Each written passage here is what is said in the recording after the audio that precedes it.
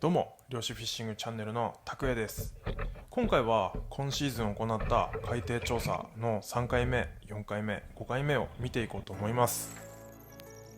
この動画は資源回復の状況や、海底の様子を把握するための動画なので、ちょっと動きの少ない動画になってしまいますが、よろしくお願いします。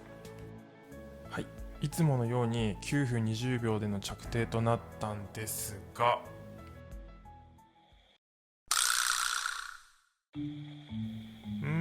今回の調査のカゴはね、1回目の調査のカゴの改良版なんですが、ちょっとバランス悪かったみたいですね。このままじゃ見づらいんで上下反転させます。はい、ということで調査3回目にしてね、カゴのバランスが悪くて、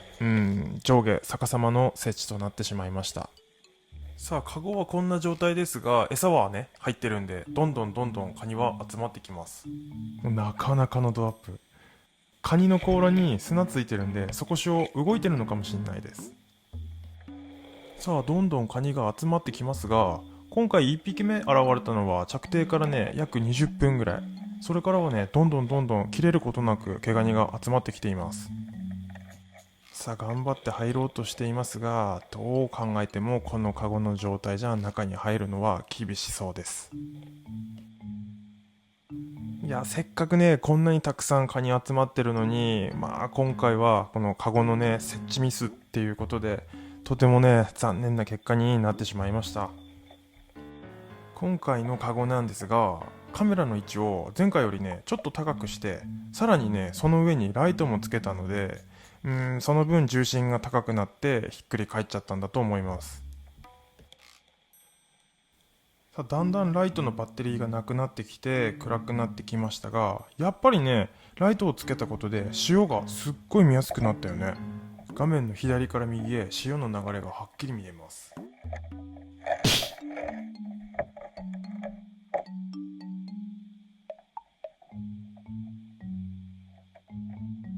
さあ、ということで3回目の海底調査はカニが1匹も入ることなく調査終了となりました。毛ガニ？それではカメラを回収します。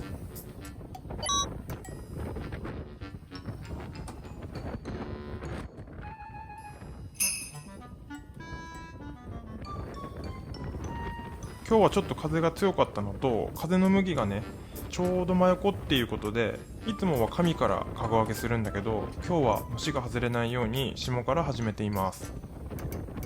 この風をね抱きながらカゴ上げすると、カゴがね船の底に買い込んじゃうんで、カゴ上げがね少し大変です。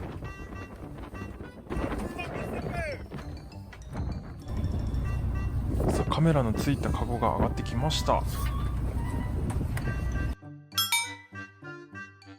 このカゴの状態でよく入れたな。大して入ってないなって言ってますが、ひっくり返ってたんだから十分です。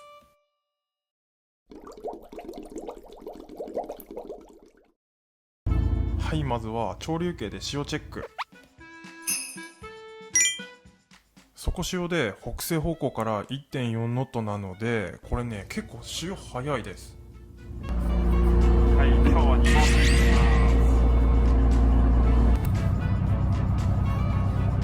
よし、 OK、 行ってみよう。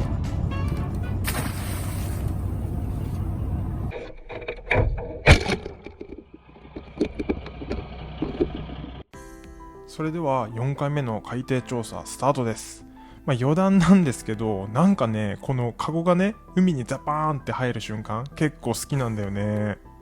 そして今回も安定の9分20秒着底なんですが、この日はねちょうど大潮前の中潮で、この時点で午前7時で、下げ潮止まりからこれからちょうどね上げ潮来る頃なんですけど、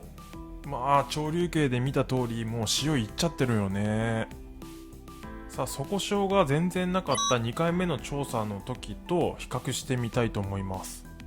はい、ライトあるなしで全然色味は違うんですが、真ん中についてる餌管で潮があるのかないのかはっきり分かりますよね。潮がないとカニはどっからでも来るんですけど、こんだけね左から右に潮が来ると、もうどうしてもねカニはね潮下からしか来ません。この今右に見えてる小さいカニ、多分口角8センチ以下の少々のカニだと思うんですが、こんだけ潮が速いとやっぱりね、カゴを登ることはできません。この小さいカニも諦めてどこかへ行ってしまいました。さあ、カゴの奥にね、なんか魚群が映ってきたんですけど、ライトが当たってね、キラキラして見えるんですけど、多分ね、この魚群はオオナゴの群れなんじゃないかなと思います。はい、画面の右端からも大量にやってきましたが、潮に向かって泳いでるんでね、やっぱり進み方がやっぱ遅いですよね。さあ、また右側から大きめのカニがやってきましたが、この時点で着底から約50分もう経過しています。そこの砂を見れば分かるように、潮もなんかさらにね、速くなってきたように感じます。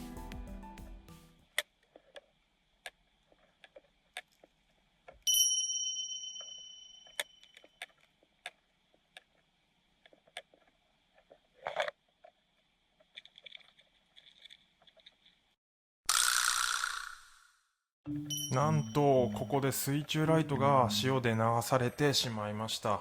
ちゃんとね、回収しないと海のゴミになってしまうので、次は絶対取れないように改善して反省します。魚。さあ、登ったカニは全然動かないんですが、奥を見ると毛ガニが移動しています。潮が速いのもあるんで、あそこまではね、餌の匂いが届かないんだと思います。はい、潮が速くて全然動けずにいたカニが動き始めました。このカニが登り始めてね、もう20分ぐらい経つんだけど、ずーっとしがみついてて、でもね、結局はカゴに入ることなく、どこかへ行ってしまいました。カゴの設置から1時間10分、そろそろね、バッテリーの限界が近いんですが、来ました。これがカゴでは取れない小さな毛ガニで、未来の資源、このね、小さい毛ガニを確認できたのはとても嬉しかったです。毛ガニ。海底映像では1匹もカゴに入りませんでしたが、その前にライトの消失したカメラとご対面です。バッテリーの切れる1時間でカニは入りませんでしたが、カゴを上げるとこれだけの毛ガニが入っていました。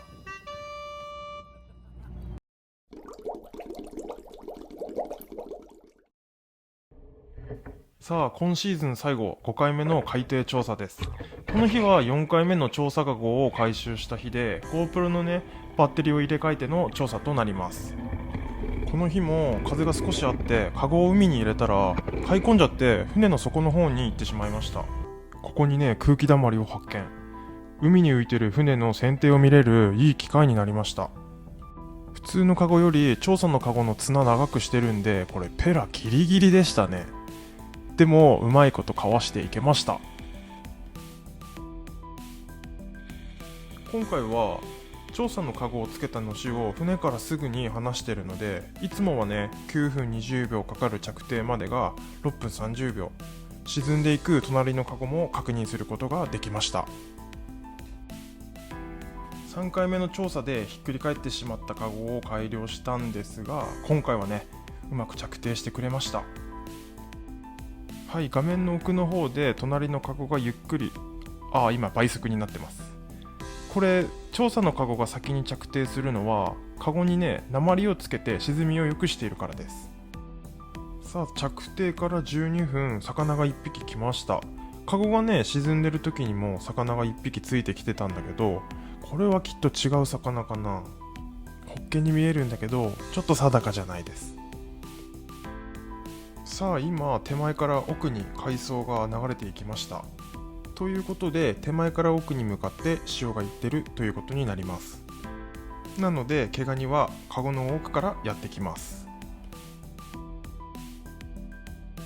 はい、着底から18分。今回は比較的潮もね楽なせいか、魚がいたりカニがカゴに入るのも早かったですね。いつの間にかカゴの中にいたこの謎の魚にね、カニが威嚇しています。今日の潮は割と楽そうなんだけど、このサイズのね魚だと潮に向かって泳ぐのは結構大変そう。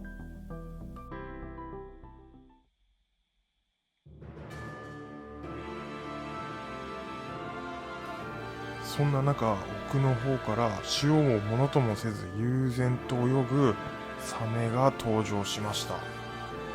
まさか毛ガニの海底調査でサメが映ると思わなかったんで、これにはびっくりしました。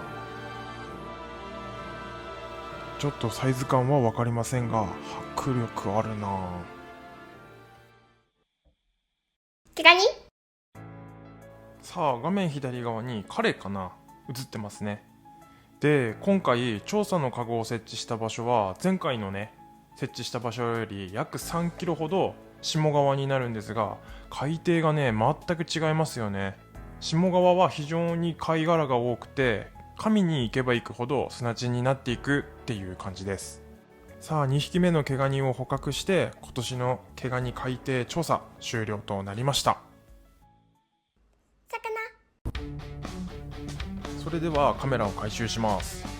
調査カゴをつけたのがのしの端だったので、のしがね浮かばないように餌を入れてないカゴを空カゴをね5つくらいつけたんですが、餌なくてもカニ入ってるやん。もんだな。ということで、なんとね餌を入れてないカゴにもカニが入っていました。それだけ毛ガニが増えたっていうことですね。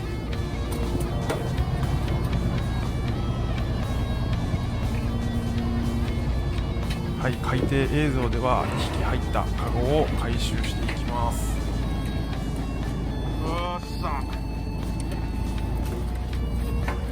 入ってる、ほら。こんだけ。調査カゴ最多となる10匹が入っていました。今シーズンはありがたいことに毛ガニが豊漁で10日前後という短い操業日数になりました。その中で初めてカメラをカゴにつけて海底の映像を撮るっていう試みとして5回の海底調査を行えたのは上出来だったと思います。撮影機材の関係で撮影時間は着底してからわずか1時間前後の記録しか残せない中で、大きい毛ガニや小さい毛ガニをたくさん確認することができました。今後資源管理を徹底した漁や資源を調査するカゴやり方などアップデートにこの海底調査が少しでも貢献できればいいなと思います。そして何より資源豊かなオホーツクの海の中を見れて本当に良かったと思います。最後までご視聴いただきありがとうございました。